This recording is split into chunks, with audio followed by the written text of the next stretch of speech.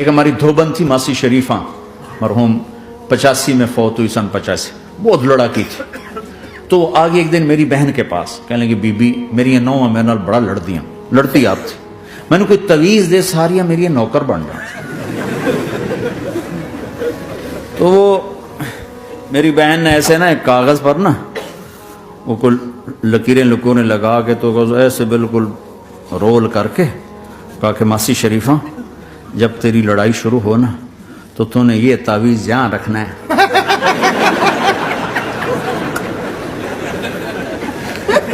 اور اس کو گرنے نہیں دینا، اگر یہ گر گیا تو بڑا فساد ہو جائے گا. اب کیا چکر تھا، وہ چپ کرانا تھا اس کو، لڑائی تو ساری اس کی تھی. ہفتے کے بعد وہ آگے بی بی تو تا ایسا تویت دکھتا ہے ساری لڑائی مک گئی.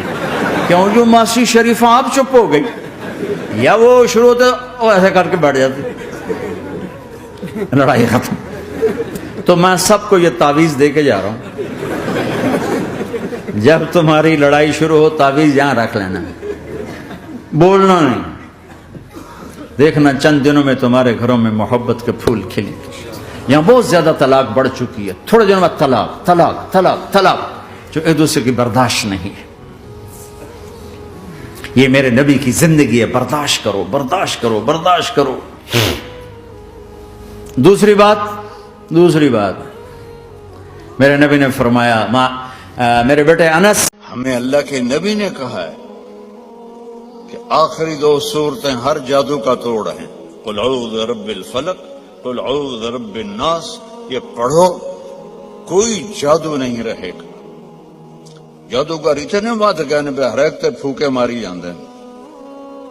یہ سب روٹی کماتے ہیں، یہ سب فراڈی ہیں، فراڈی.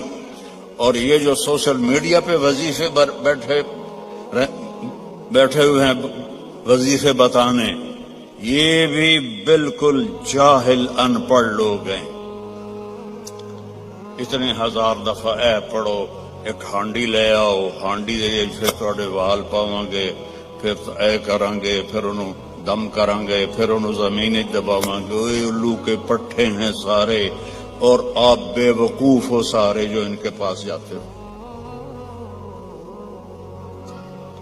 جس کو رب نے قل اعوذ برب الفلق قل اعوذ برب الناس کی صورت دی ہو، وہ اس کو پڑھے.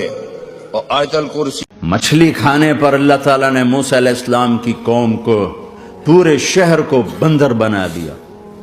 مچھلی کھانا کون سا گناہ ہے؟ اللہ نے کہا بس ہفتے کو نہیں کھانی، کھاؤ اتوار پیر منگل بدھ جمعہ کھاؤ، ہفتہ نہیں. مگر نہیں کھائیں گے، کھایا، اللہ نے بندر بنا دیا. شراب پینا مچھلی کھانے سے بڑا گناہ ہے، اور بیچنا اس سے بھی بڑا گناہ ہے، اور نشے کی چیزیں بیچنا اس سے بھی بڑا گناہ ہے، ماں باپ کی نافرمانی اس سے بھی بڑا گناہ ہے. میرے نبی سے پوچھا گیا یا رسول اللہ قیامت کب آئے گی؟ کہا اللہ کو پتہ ہے.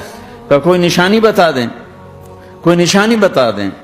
تو آپ نے فرمایا جب ماؤں کو ذلیل کیا جائے گا قیامت آ جائے.